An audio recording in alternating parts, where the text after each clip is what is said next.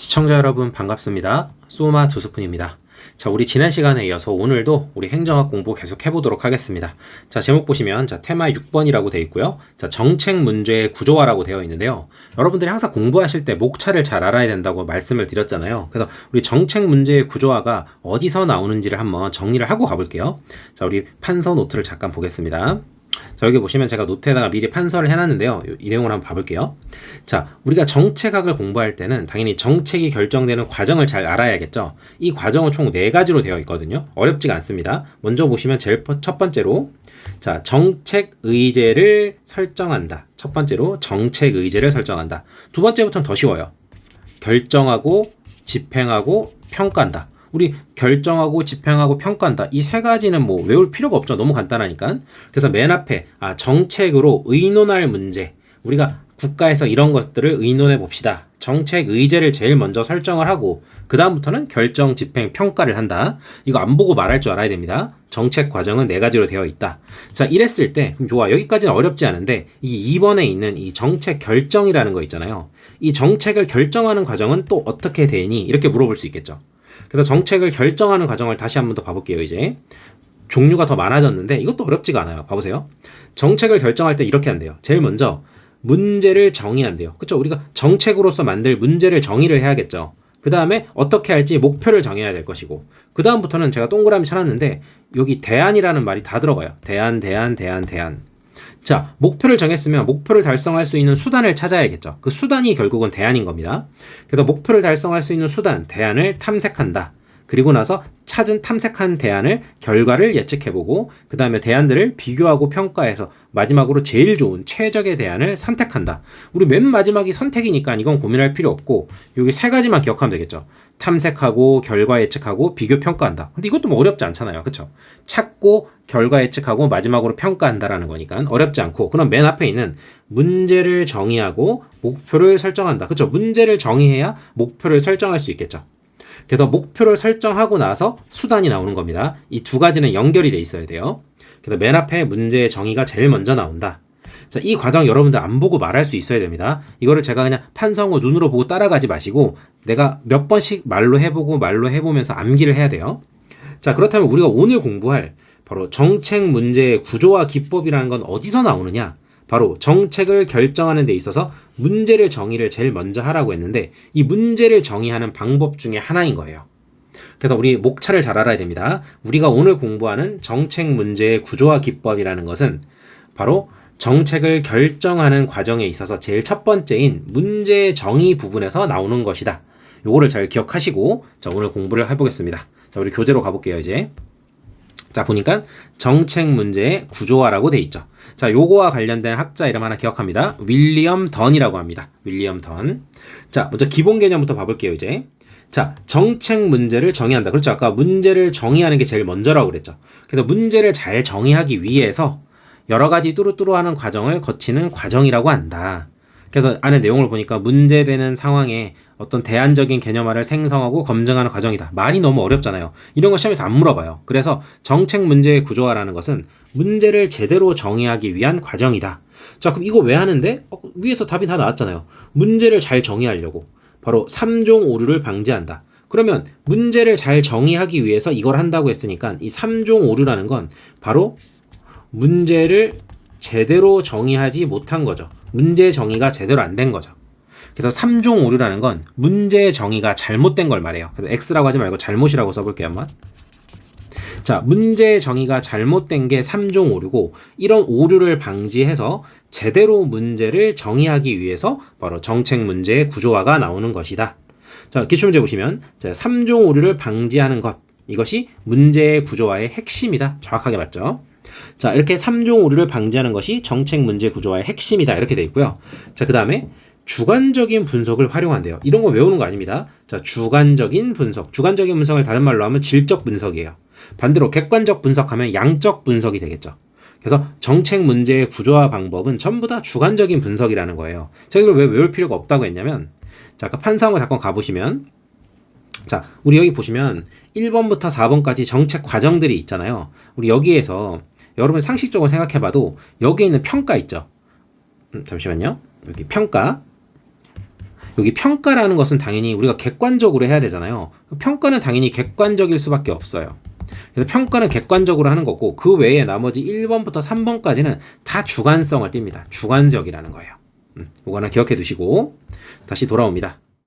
자, 화면 보시면 자, 특징까지 봤고요. 자, 유형이 있는데요. 이거 별로 중요하지 않습니다. 자, 정책 문제의 구조화와 관련해서 구조화가 잘 된 것도 있고 잘 안 된 것도 있대요.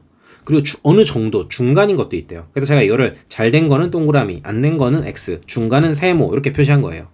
자, 그러면 문제를 정의하는 데 있어서 구조화가 잘 됐다. 잘 된 것들은 당연히 전통적인 방법으로서 잘 문제를 해결하면 돼요.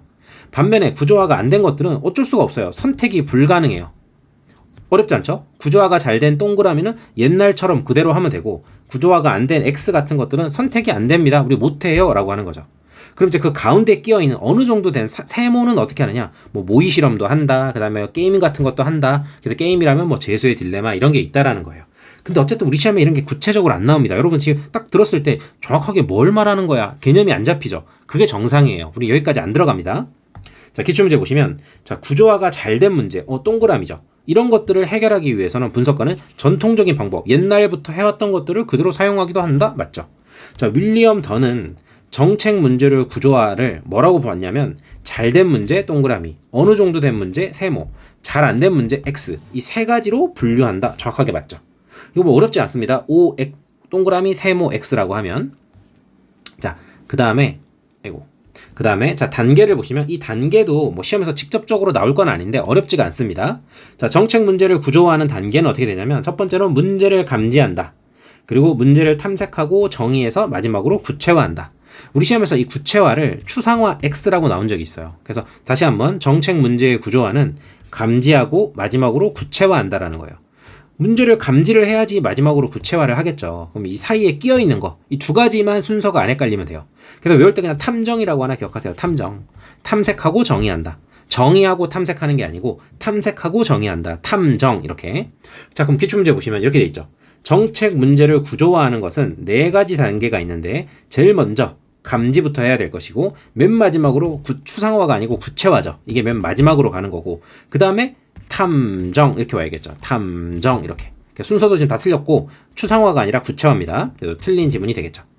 이런 것들이 여러분 어렵지 않기 때문에 여러분들이 자꾸 말로 해봐야 돼요. 여러분들이 스스로 이 기본서를 보면서 정책 문제를 구조화하는 단계는 네 가지가 있어. 제일 먼저 문제를 감지하는 것이고 맨 마지막은 구체화야. 근데 우리 시험은 자꾸 추상화로 바꾼데 헷갈리지 말자. 그리고 가운데 들어가는 것은 탐색 다음에 정의다. 요거를 외울 때는 탐정 이렇게 외우자.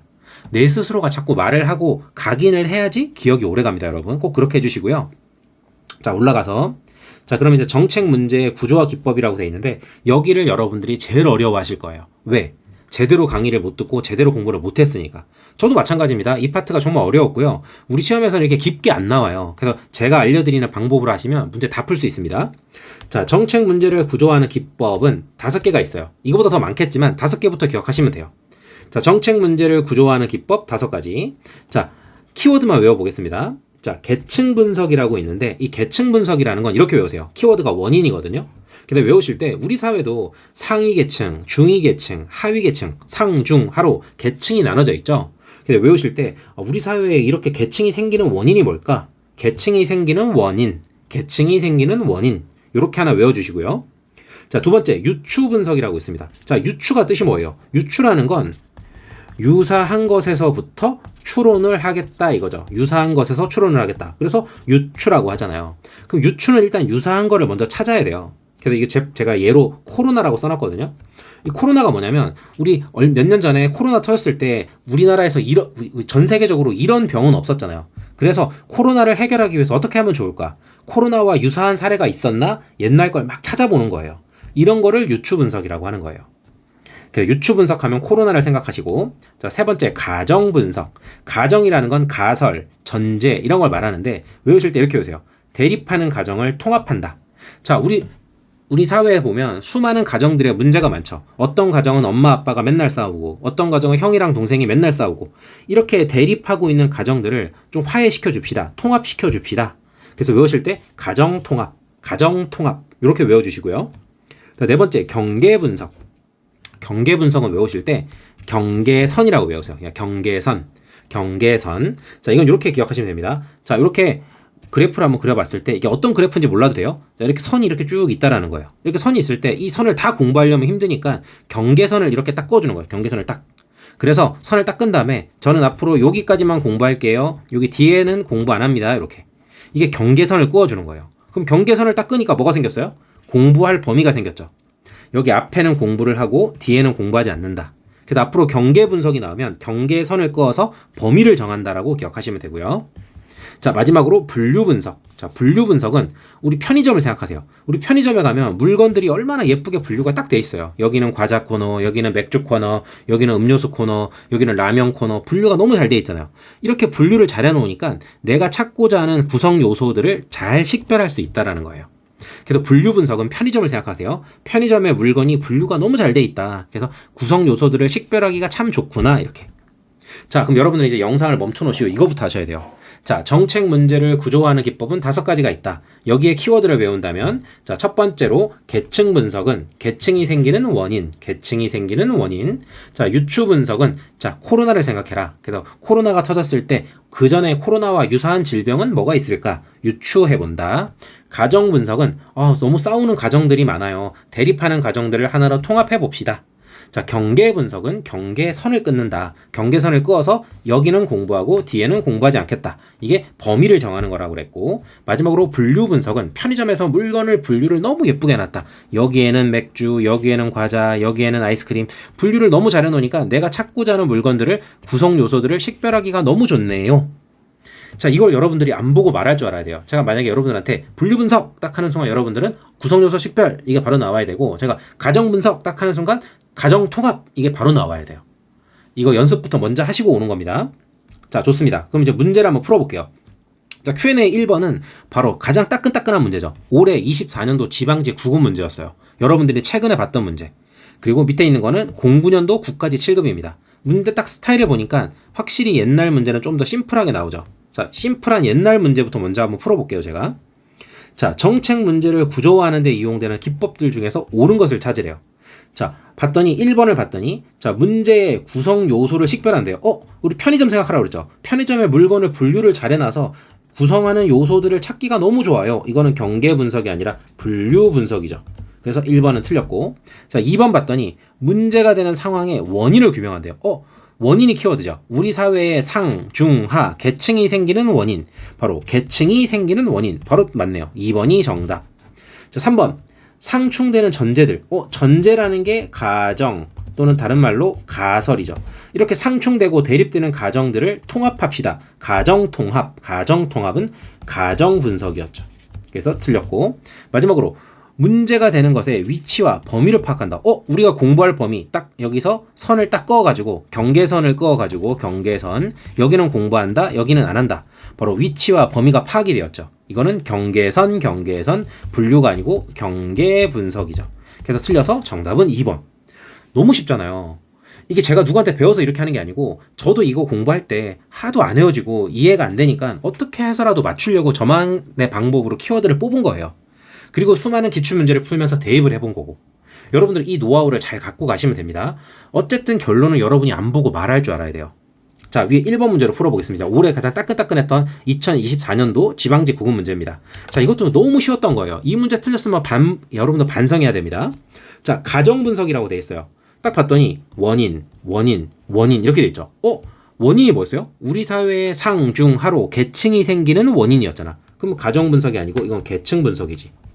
여기 있는 어디 있어요? 여기 정답으로 나왔던 계층 분석, 이거 09년도 문제랑 똑같은 문제잖아요. 말만 조금 풀어놨을 뿐이지. 그래서 1번은 첫 번째 기억번에 틀렸죠. 그럼 기억 들어간 거 다 제끼면 1번, 2번 나가리.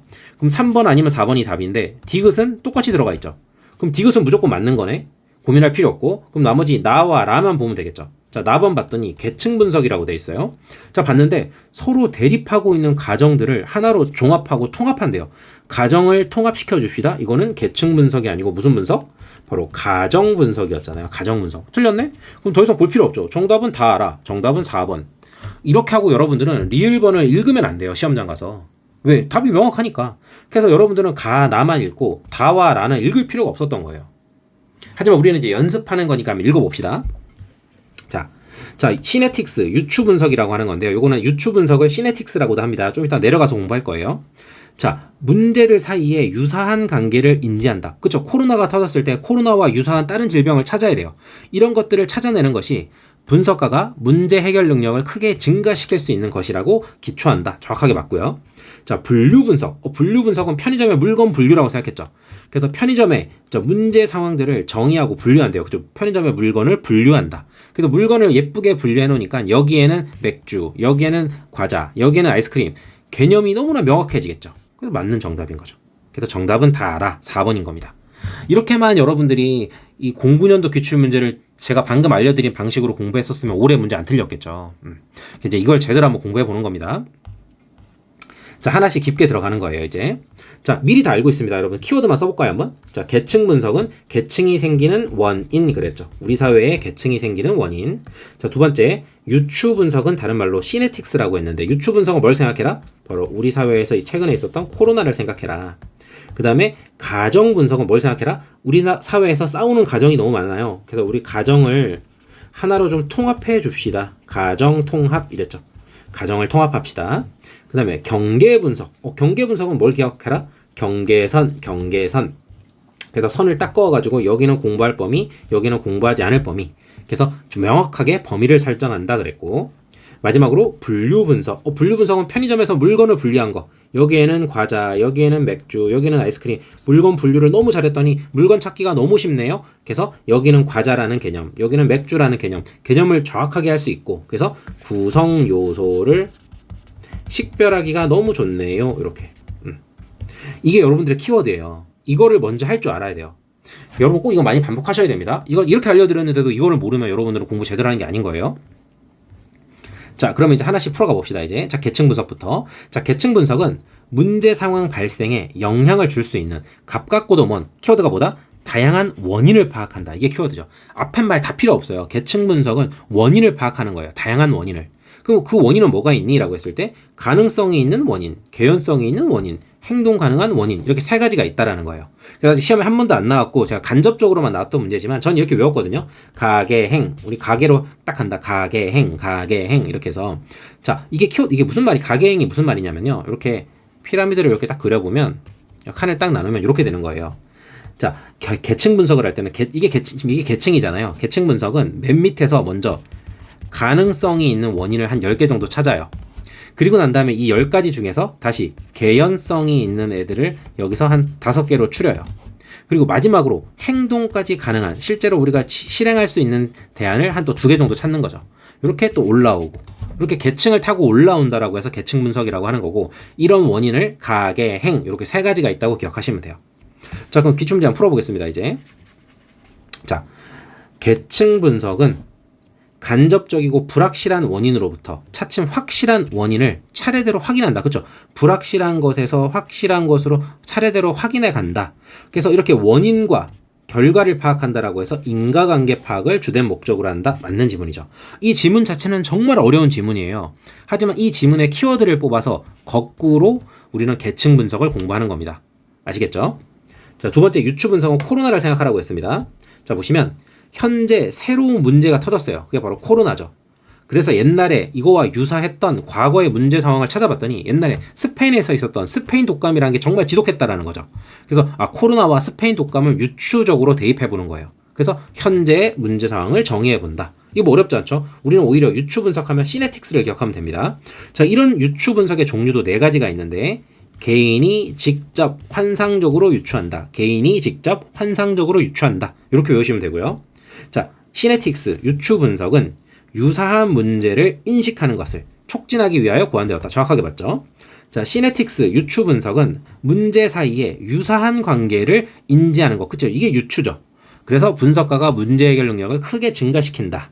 정확하게 맞는 지문이고, 항상 기출 지문을 통해서 거꾸로 공부하시라고 그랬고, 자, 가정 분석 봤더니, 자, 서로 대립하고 있는 가정들, 가설들, 전제들을 하나로 창조적으로 통합하고 종합한다. 아까 제가 말씀드렸죠. 대립하고 있는 가정들을 통합해 주세요. 이게 가정 분석이고요. 우리가 통합한다라는 건 통 크게 합쳐야 되겠죠.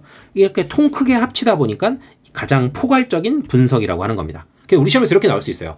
정책 문제를 구조화하는 기법 중에서 가장 포괄적인 분석 기법은 무엇일까요? 라고 하면 가장 포괄적이란 말이 나오면 통 크게 안아줄게. 바로 통합이니까 가정 분석이죠. 왜? 가정 통합이니까. 가정 통합. 자, 기출문제 보시면 자, 가정 분석은 정책 문제와 관련된 여러 구조화되지 않은 가설들을 창의적으로 통합하기 위해서 사용한다. 정확하게 맞는 지문이죠. 그래서 이렇게 통합할 때 가정 분석은 옛날에 건의된 정책부터 순서대로 분석한다. 그렇죠. 옛날 것부터 차례대로 순서대로 간다라는 겁니다. 자, 이것도 시험에 나온 적은 없지만 혹시라도 나올까봐 제가 이렇게 외웠거든요. 자, 가정 분석의 과정은 어떻게 되느냐? 너무 쉽죠. 이 포도 집종. 이 포도를 모두 집에다 가져가겠다는 거야. 근데 이거 보시면 이게 이것도 외울 필요가 없는 게 첫 번째로 이해 관련자를 식별하고 맨 마지막으로 종합을 한대요. 그럼 종합하는 건 어렵지 않죠. 집계하고 종합하는 거죠. 집계하고 종합한다. 그럼 여기 가운데 요거만 안 바뀌면 돼요. 표출 다음에 도전이에요. 도전 다음에 표출이 아니고. 근데 왜 일단 포도잖아. 포도라고 기억하면 되겠죠. 다시 한번 가정 분석의 과정은 제일 먼저 이해 관련자를 찾아내고 맨 마지막으로 집계하고 종합하는 건데 그 사이에 포도가 나온다. 포도. 요거를 순서를 바꾸면 안 된다라는 거. 이런 문제 아직 시험 한 번도 안 나왔지만 시험이 7급이라든지 군무원이라든지 이런 시험에서 충분히 나올 수 있어요. 이거 어렵지 않잖아요. 암기 노트에다 하나 써놓고 몇 번만 보면 돼. 스스로 말만 해보면 돼요. 자, 경계 분석으로 갑니다. 자, 경계의 선을 생각하면서 여기는 내가 공부할 범위, 여기는 안 한다. 자, 문제의 경계, 즉 분석하는 사람이 다루어야 할 문제의 범위를 정한다. 그렇죠? 범위를 정했잖아. 여기는 할 범위, 여기는 안 할 범위. 그래서 이렇게 범위를 설정을 잘해야지만이 완전하게 문제를 잘 형성을 한다라는 거죠. 그래서 여기에 보면 중심 문제라고 해서 메타 문제라고 했는데 이것도 기억해 주세요. 메타 문제라는 건 중심 문제입니다. 이렇게 메타 문제, 이런 중심 문제가 완전한지를 추정하는 기법이다. 자, 그럼 경계 분석의 키워드가 뭐냐면 바로 이거예요. 포화 표본 추출. 자, 경계 분석을 할 때는요, 이해 당사자를 선정해야 되는데 이 선정하는 방식이 눈덩이 굴리기식, 바로 포화 표본 추출이래요. 포화 표본 추출. 이게 뭐냐면 포화 표본 추출이라는 건 이런 거예요. 자, 이 이해 당사자를 선정하기 위해서 만약 예를 들어서 A라는 교수를 선정했어요. 그럼 A라는 교수를 지지하는 사람 한 명, 반대하는 사람 한 명, 또 이 지지하는 사람 한 명의 입장을 또 지지하는 사람 한 명, 반대하는 사람 한 명, 또 여기 지지하는 사람을 지지하는 사람 한 명, 반대하는 사람 한 명, 이런 식으로 눈덩이가 막 굴러가듯이 사람들을 선정하는 것을 우리는 포화 표본 추출 또는 눈덩이 굴리기식이라고 해요. 그래서 이거 외우실 때도 시간 지나면 눈덩이 굴리기가 뭐 경계에서 나왔는지 가정에서 나왔는지 헷갈린단 말이에요. 그래서 이렇게 딱 그래프 하나 딱 그려서 선을 이렇게 쫙 해놓고 난 다음에 자, 우리 경계를 정해봅시다. 경계의 선을 여기서 끊을게요. 여기서는 공부하고 여기서 안 합니다. 이렇게 돼 있죠. 여기 동그라미 했잖아. 눈덩이를 계속 굴려간다. 눈덩이 굴리기식. 그래서 눈덩이 굴리기식을 다른 말로 포화 표본 추출이라고 한다. 영어 단어 외우듯이 외워주시면 됩니다. 자, 이런 것도 여러분 자꾸 써봐야 돼요. 여러분이 써보고 말로 해보고. 자, 기출문제 보시면 자, 경계 분석은 정책 문제가 존속하는 기간과 형성되는 과정을 파악하기 위해서 사용하는 기법으로. 아, 이거 어렵다. 말이 어렵다. 자, 포화 표본 추출을 통해서 이해 당사자를 선정한다. 정확하게 맞죠. 포화 표본 추출, 눈덩이를 굴리면서 이해 당사자를 선정한다. 그리고 정책 문제가 존속하는 기간과 형성하는 과정을 파악하는 것이다. 이렇게 한번 보시면 되고. 자, 마지막으로 분류 분석입니다. 분류 분석. 자, 문제 상황을 분류하기 위해서 자, 우리가 사용하는 개념을 명백하게 한대요. 자, 우리 편의점에서 물건 분류한다고 그랬죠. 여기는 과자, 여기는 맥주, 여기는 아이스크림. 개념이 명확해야 되겠죠. 편의점에 있는 물건들의 개념이 명백해야 되겠죠. 그래야지 우리가 물건을 구성 요소들을 잘 찾을 수가 있잖아요. 그래서 편의점에 있는 물건들, 귀납적인 추론이라는 건 개별 낱개라고 그랬죠. 귀납적, 자, 아이스크림, 과자, 맥주 이런 개별적인 귀납적인 추론을 통해서 추상적이었던 개념을 명확하게 바꿔주겠다. 추상적인 애들을 구체적으로 바꿔주겠다. 그래서 분류 분석은 귀납적 추론입니다. 귀납적 추론. 자, 귀납적이란 건 제가 뭐라고 그랬어요? 귀납적에서 기억이니까 구체적인 것들. 자, 구체적인 것들. 구체적인 아이스크림, 라면, 과자, 음료수 이런 구체적인 것들, 이런 것들을 통해서 하나의 이론을 만들어내는 게 귀납적인 겁니다. 자, 전 시간에서 이건 알려드렸던 거고요. 자, 기출문제 보시면 자, 분류 분석, 편의점의 물건을 분류한다. 문제 상황을 정의하고 분류하기 위해서 사용하는 개념을 명확하게 한다. 그렇죠? 사용하는 개념을 왜 명확하게 해요? 여기는 라면, 여기는 맥주, 여기는 아이스크림. 개념을 명확하게 하는 겁니다. 맞는 지문이고. 자, 여기는 똑같은 내용인데 경계 분석이라고 해서 틀린 거예요. 이건 분류 분석이고. 자, 경계 분석이라고 했는데 보니까 자, 구성 요소들을 분해하는 기법으로 자, 논리적인 추론을 통해서 추상적인 문제를 구체적인 것으로 바꿔주는 거예요. 자, 이게 바로 우리는 경계 분석이 아니고 분류 분석이라고 했죠. 좀 이런 어렵죠. 어렵지만 이렇게 거꾸로 돌아가서 공부하는 식으로 연습을 하시면 됩니다. 이게 여러분들이 그동안 공부하면서 늘 어려워서 제대로 공부하지 못했던 정책 문제의 구조화에 관련된 문제예요. 여러분들은 제가 오늘 저랑 공부했기 때문에 이제 여러분들 기출문제 피셔가지고요. 여기와 관련된 문제 다 풀 수 있습니다. 몇 번만 해보시면 돼요. 여러분들 올해 70문제로도 24년도에도 문제가 나왔잖아요. 그러니까 내년에도 나오지 말라는 법이 없습니다. 그러니까 확실하게 공부하셔야 돼요. 그 중에서도 제일 중요한 게 뭐다? 바로 여기 있는 이 정책 문제의 구조화와 관련된 키워드. 이게 저만의 암기법이에요. 이거 여러분 어디 가서 딴 데 가서 알려주지 마시고 여러분들만 공부하시는 겁니다. 그래서 다시 한번 천천히 한번 더 들어보시고, 오늘 문제는 좀 어렵기 때문에 이 정책 문제의 구조와 윌리엄 턴 이 파트는 좀 어렵잖아요. 암기할 것도 많고 뭔가 손에 확 잡히지가 않으니까. 그래서 제가 최대한 자세하게 해드렸으니까 여러분들도 한번 그 강의 영상 한번 쫙 보시고 스스로 복습한 다음에 한번 배속해가지고 빠르게 한번 더 보시면 좋을 것 같아요. 그러고 난 다음에는 암기 노트 써놓고 그것만 반복하시면 절대 안 틀릴 겁니다. 아시겠죠? 자, 그럼 오늘 영상은 여기서 마치도록 하겠습니다. 우리 공부하느라 고생 많으셨습니다.